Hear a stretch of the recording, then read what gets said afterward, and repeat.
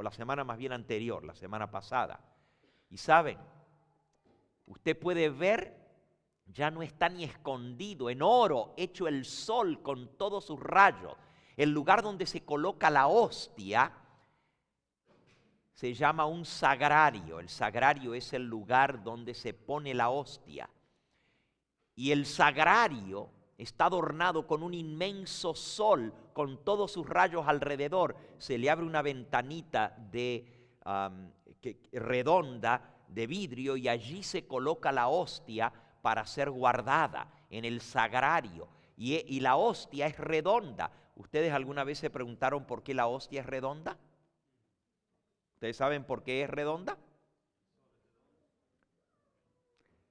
¿Acaso el Señor Jesús les dio a sus discípulos, cuando celebró la Santa Cena, una hostia? Por cierto, ¿qué quiere decir la palabra hostia? ¿No saben lo que quiere decir?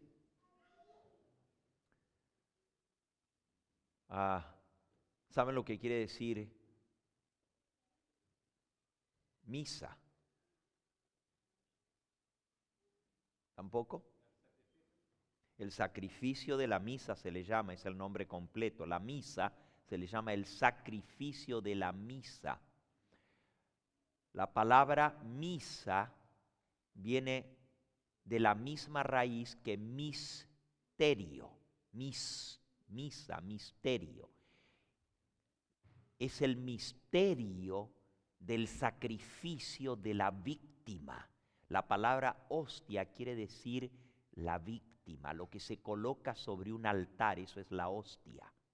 ¿Okay? La palabra hostia significa víctima. Y según la doctrina católica, literalmente la hostia se transforma en el cuerpo de Cristo. Eso se llama la transustanciación. Se cambia de sustancia, deja de ser pan para transformarse literalmente en el cuerpo de Cristo. Y todo católico que diga que el pan sigue siendo pan y no es el cuerpo de Cristo, es blasfemia contra la fe católica.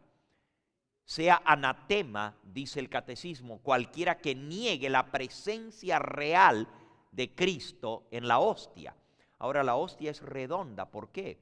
La Biblia dice que cuando Jesús instituyó la cena recordativa de su sacrificio, la Biblia dice que Él tomó pan, lo partió y lo dio a sus discípulos y les dijo: tomad, comed, esto representa mi cuerpo que es quebrantado por vosotros. Él tomó pan, no tomó una hostia, y lo partió y lo dio a sus discípulos. Lo que los discípulos recibieron fue un pedazo de pan. Pero hoy en día solamente el sacerdote parte la hostia que él tiene en su mano. Pero la hostia que él pone en la lengua de los comunicantes, de los que van a tomar la comunión, se llama comunicantes a los que toman la comunión, la ponen entera y se supone que no debe ser tocada por el que la recibe. Aunque con el Concilio Vaticano II mucho de eso cambió un poquito. Pero ustedes saben, en la Iglesia Católica, el que recibe la hostia pasa al frente y el sacerdote la coloca sobre la lengua. Y es tan delgadita que se derrite prácticamente. No sé cuántos de ustedes pues comulgaron en la Iglesia Católica y se recuerdan de lo que estoy hablando. Mi pregunta es, ¿alguna vez ustedes miraron una hostia de cerca? A todo esto yo he estado hablando, ojalá que Betel esté buscando la foto de la hostia para que la puedan ver de cerca. Ahí la tienen. Ahí pueden ver a Juan Pablo II elevando la hostia. Ustedes ven qué buen secretario tengo yo. Yo estoy hablando y él me pone la diapositiva. Amén. Noten que es completamente redonda. Ahora, si nos acercamos un poquito a la hostia, vamos a ver qué tiene impresa la hostia. No sé si está, ahí está, mírenlo. Es completamente redonda, un círculo. Lo que tiene alrededor son como rayos, llamitas de fuego. Tiene la señal de la cruz, tiene un sol detrás de la cruz y tiene 3 letras. La I, la H y la S. La cruz que tiene la hostia se conoce como la cruz de Constantino. La cruz de Constantino, el primer emperador romano que se convirtió, entre comillas, al cristianismo. El símbolo de Constantino era una cruz con un sol detrás. Por eso donde ustedes vean una cruz con un sol detrás, es el símbolo de Constantino. Es la cruz de Constantino, así se conoce. Las tres letras, allí la pueden ver, y ese es el símbolo de la orden de los jesuitas. Ese es el símbolo oficial de la orden de los jesuitas. La I, la H y la S, con la cruz arriba. Esto lo pueden encontrar ustedes en las tumbas egipcias, las mismas tres letras, la I, la H y la S. Son las primeras tres letras de la Trinidad egipcia, y los egipcios eran adoradores del sol. Adoraban a Amón-Ra, o también le llamaban Amón-Ra-On, el dios sol. Las tres letras son la letra de I para Isis, la diosa luna, la H, Horus, y la S para Seti. Seti es otro de los nombres del dios sol entre los egipcios. El sol, la luna y el hijo del sol y la luna, Horus, que es el redentor entre los egipcios. Fíjense qué interesante, tres letras, Isis, Seti y Horus. Lo mismo en medio de un sol se encuentra en las pirámides egipcias, se encuentra en los monumentos egipcios, las mismas tres letras en medio de un sol y con la letra T, con la señal de la cruz. Ahora,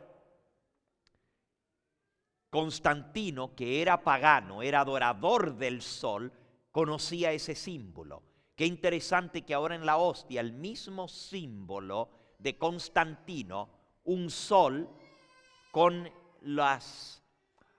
con el círculo alrededor y las llamitas de fuego, con la cruz y el sol adentro, esté impreso en la hostia. ¿Por qué esas tres letras en la hostia? Si usted le pregunta a un católico, le van a decir que esas tres letras son griegas. La I, Jesús. Jesús, con I, no Jesús, sino Jesús, en griego, Jesús. La H, Huios. No más que no se escribe la H de esa manera. En latín sería Jesús también. La H sería para hijo y la S para Salvador. Eso es lo que dicen los católicos. Jesús, Hijo Salvador. Esas tres letras.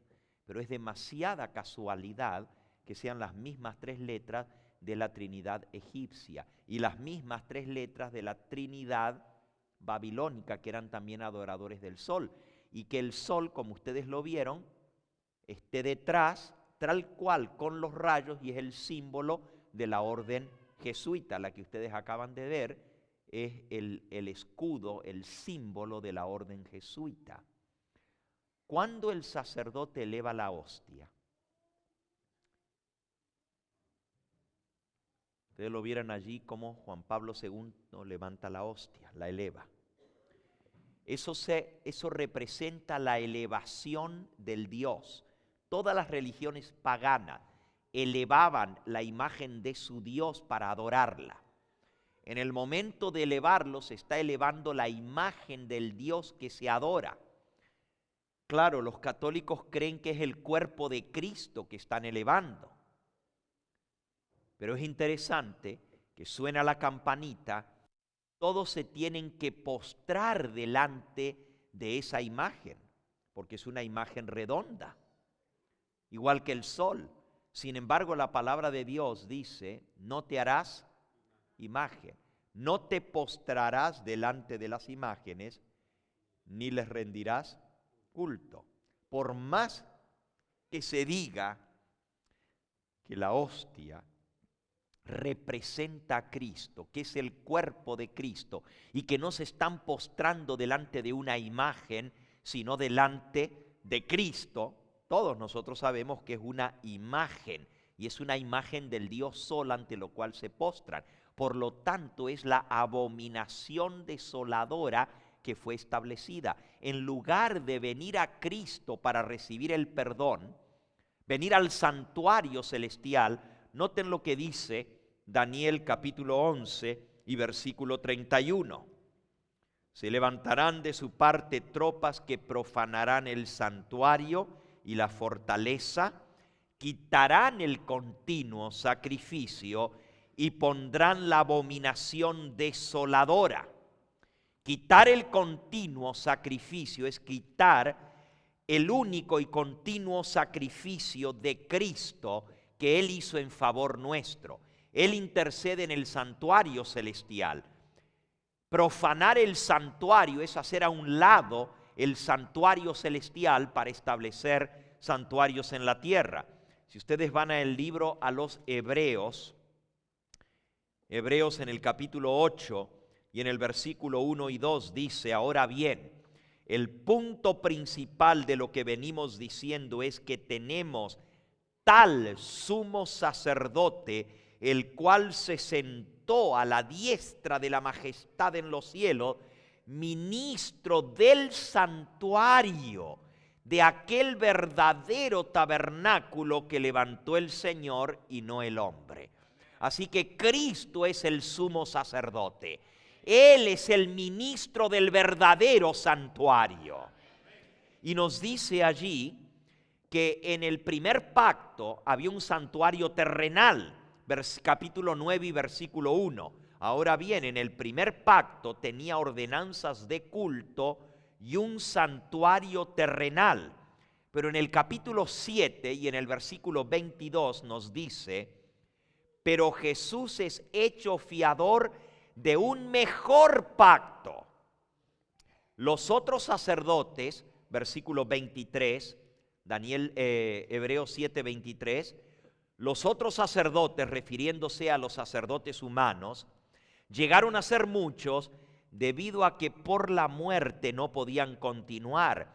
Mas Jesús, por cuanto permanece para siempre, tiene un sacerdocio inmutable, por lo cual también puede salvar perpetuamente a los que por él se acercan a Dios, viviendo siempre para interceder por ellos. Porque tal sumo sacerdote nos convenía, santo, inocente, sin mancha, apartado de los pecadores, hecho más sublime que los cielos, que no tiene necesidad cada día, como aquellos sumos sacerdotes, de ofrecer primero sacrificios por sus propios pecados y luego por los del pueblo, porque esto lo hizo de una vez para siempre, ofreciéndose a sí mismo. Así que aquí se nos dice que Cristo tiene un sacerdocio inmutable, un sacerdocio perpetuo, y Él dice que vive siempre para interceder por ellos, para que los que se acercan a Dios a través de este sacerdote puedan recibir salvación. Continuamente intercede por nosotros. Esa es la continua mediación de Cristo en el santuario celestial. Hebreos capítulo 10 y versículo 10. En esta voluntad somos santificados mediante la ofrenda del cuerpo de Jesucristo, hecha una vez para siempre.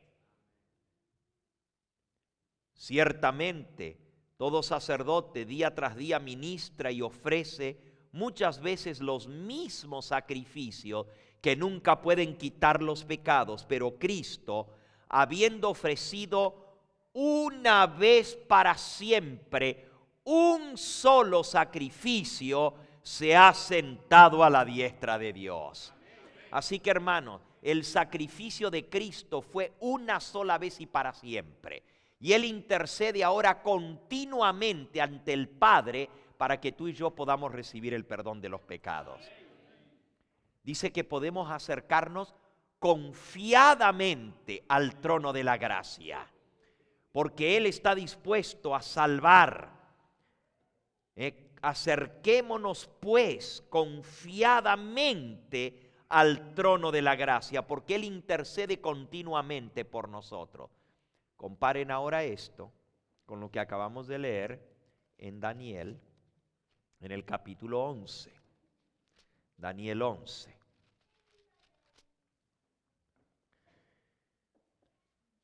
Se levantará con tropas, así fue como el Papa llegó al trono en el año 533. Por favor, recuerden esto. Hubo guerras y tropas. Los ejércitos católicos de Belisario echaron abajo a 3 reyes: el rey de los vándalos, el rey de los érulos y el rey de los ostrogodos. Eran los 3 cuernos que tenían que ser arrancados para que el obispo de Roma se sentara en el trono. Y en el año 538 el Papa fue coronado en Roma con las 3 coronas que le habían quitado a los 3 reyes que reinaban en Italia. Con la corona de los vándalos, de los érulos y de los ostrogodos. En el año 538 fue coronado y fue adorado como rey de reyes.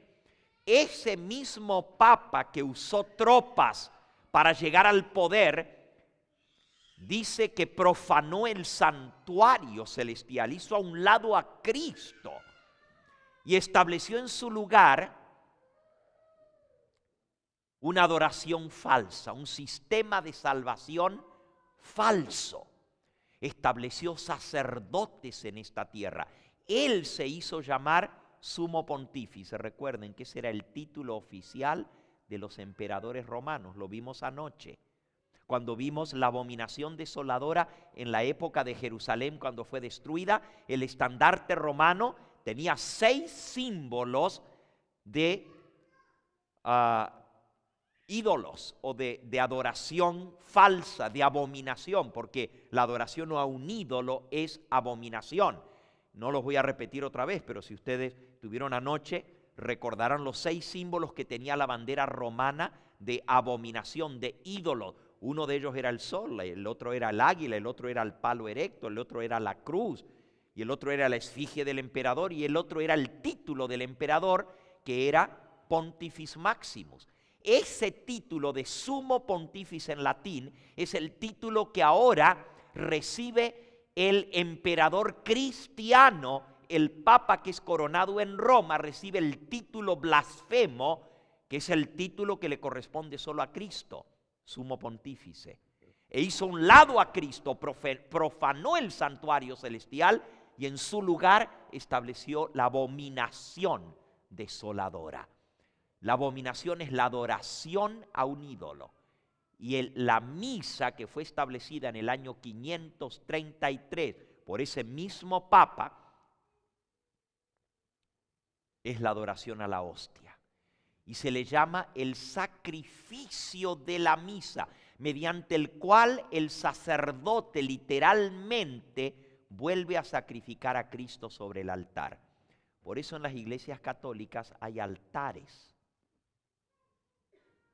Los altares son de piedra, no hay púlpitos de madera en las iglesias católicas.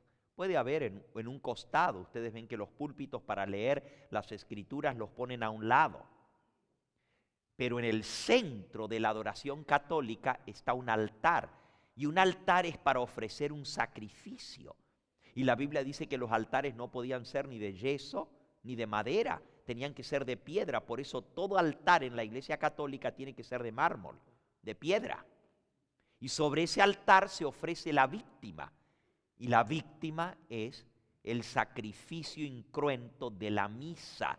mediante la cual se realiza el misterio de la transformación. La palabra misa es misterio, el misterio de la transformación del pan en el cuerpo de Cristo. Lo mismo que creían los paganos, que cuando ellos comían el cuerpo de su Dios en forma de una torta, recibían el poder de ese Dios en su vida. Eso es paganismo. Y comían al dios Sol en forma de masa redonda, y comían a la diosa Luna. Esto es muy interesante, yo no tengo tiempo de explicarles todo esto, pero mucha gente no sabe por qué hasta el día de hoy, para Semana Santa se comen los que se llaman los hot crust buns, los panes calientes con una cruz arriba. ¿Okay? Eso viene del paganismo. ¿Y por qué hasta el día de hoy usted puede comprar en las panaderías pan con la forma de una media luna? Y les llaman medialunas. Si ustedes van al libro de Jeremías, van a ver cómo Dios habla con respecto a esto. Jeremías en el capítulo 7.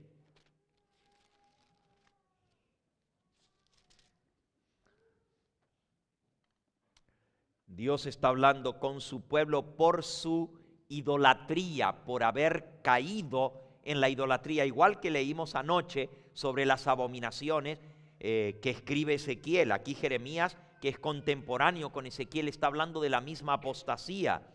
Y dice en el versículo 15, os echaré de mi presencia, como eché a todos vuestros hermanos, a toda la generación de Efraín. Tú pues no ores por este pueblo, no levantes por ellos clamor ni oración, ni me ruegues, porque no te oiré. ¿No ves lo que estos hacen en las ciudades de Judá y en las calles de Jerusalén? Los hijos recogen la leña, los padres encienden el fuego, las mujeres amasan la masa para hacer tortas a la reina del cielo, para hacer ofrendas a dioses ajenos, para provocarme a ira. Hacían tortas para la reina del cielo. Esa es la diosa Luna, y las tortas eran hechas en forma de luna, ya sean redondas o como media luna, con los cuernos en forma de luna cuarto creciente. Esas tortas las cocinaban y las comían en honor de la reina del cielo. Así se le llama a la diosa Luna, la reina del cielo. Y Dios dice, no voy a escuchar sus oraciones porque me han levantado a ira con dioses ajenos. La adoración al sol y a la luna, la Biblia le llama abominación a Jehová. Léanlo por favor en Deuteronomio, en el capítulo 17. Dice el versículo 2 en adelante, Deuteronomio 17, versículo 2 en adelante. Cuando sea hallado en medio de ti, en alguna de tus ciudades, que Jehová tu Dios te da, hombre o mujer que haya hecho malo ante los ojos de Jehová tu Dios, traspasando su pacto, que hubiera ido y servido a dioses ajenos, se hubiera inclinado a ellos, ya sea al sol o a la luna o a todo el ejército del cielo, a lo cual yo he prohibido, y te fuere dado aviso, y después de que oyeres y hubieres indagado bien, y la cosa pareciere de verdad cierta, que tal abominación ha sido hecha en Israel, entonces sacarás a las puertas de la ciudad al hombre o a la mujer que hubiera hecho esta mala cosa, que hubiere hecho esta abominación, y los apedrearás y así morirán. Dios le llama esto abominación, la adoración al sol o a la luna o a los astros.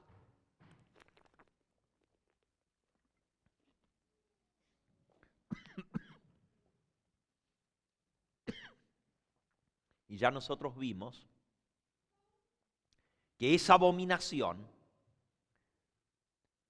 la hizo el pueblo de Israel, la adoración al sol, y ahora estamos leyendo en Daniel capítulo 11, que estaba profetizado que nuevamente,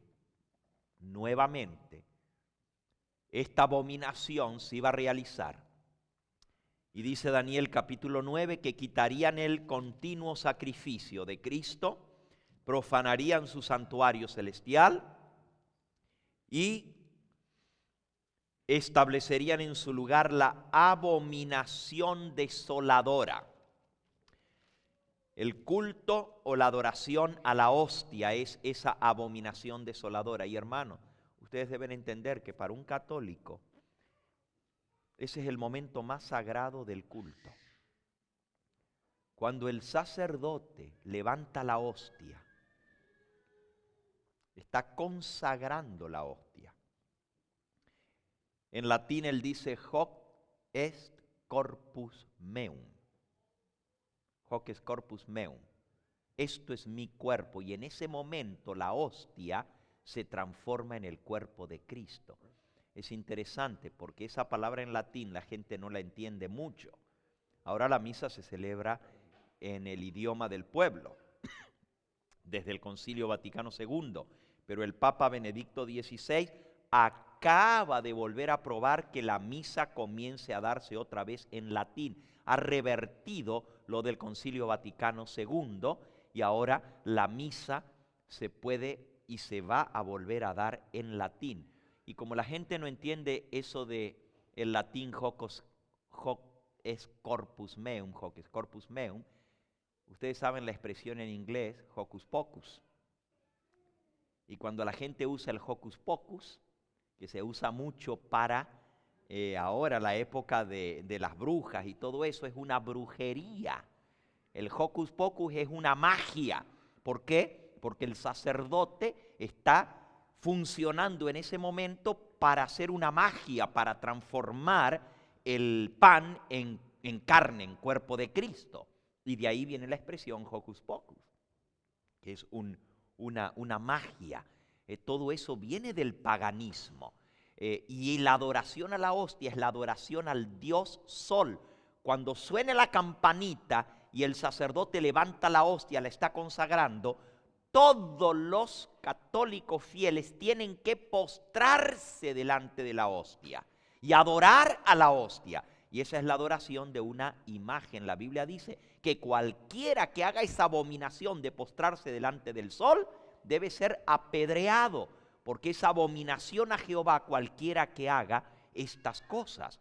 Entonces ahora estamos entendiendo lo grave que es esto cuando se establece un culto que es una blasfemia contra Dios y cuando se establece un medio de salvación humano. Porque para que un católico pueda ser perdonado de sus pecados, tiene que comulgar. No hay perdón de los pecados sin tomar la hostia. Pero para poder tomar la hostia, primero tiene que confesarse. No puede tomar la hostia sin confesarse. Y tiene que venir a un sacerdote humano a confesar sus pecados, cuando la Biblia dice que tenemos un sacerdote en los cielos. Y que por la ofrenda de su sangre, por un único sacrificio que él hizo una vez para siempre, él puede perdonar y salvar hasta lo sumo a todos aquellos que por él se acercan a Dios, viviendo continuamente para interceder por ellos. Qué hermoso es saber que tenemos un Salvador que intercede por nosotros, que no tenemos que venir a degradarnos delante de un hombre pecador como nosotros a confesarle nuestros pecados, porque podemos postrarnos ante el sumo sacerdote celestial, Cristo, y a Él confesarle nuestros pecados. Y la Biblia dice, Él es fiel y justo para perdonar nuestros pecados y limpiarnos de toda maldad. No podemos venir a recibir el perdón de los pecados a través de otro ser humano. Cristo dijo, yo soy el camino, la verdad y la vida. Nadie viene al Padre sino ¿por quién? Por mí, solo a través de Él. Él es el único mediador, el único sacerdote. Primera de Timoteo capítulo 2 y versículo 5. Porque hay un solo Dios. Primera de Timoteo 2:5. y un solo mediador. Estoy esperando el texto en la pantalla. Hay un solo Dios y un solo mediador entre Dios y los hombres, Jesucristo, hombre. Así que el único mediador, el único intercesor, el único sacerdote a quien nosotros tenemos que venir es Jesucristo. Está claro esto, ¿verdad? Pero el papado hizo a un lado el santuario, hizo un lado a Cristo y en su lugar estableció la abominación, que es la adoración al sol, la adoración a la hostia. Y yo les podría mostrar cantidad, les decía, de diapositiva, donde ustedes van a ver que cuando el sacerdote levanta la hostia o cuando el católico adora la hostia, está adorando literalmente al sol. Y usted lo ve en toda la misa. Es el culto al Dios Sol. Es triste. Pero millones de personas no saben que están rindiendo idolatría en lugar de adorar al Dios verdadero, que es espíritu. Y Dios dijo que no podemos representarlos por ninguna cosa. Cuando nosotros tomamos la Santa Cena, Él dijo que ese pan es pan que representa su cuerpo.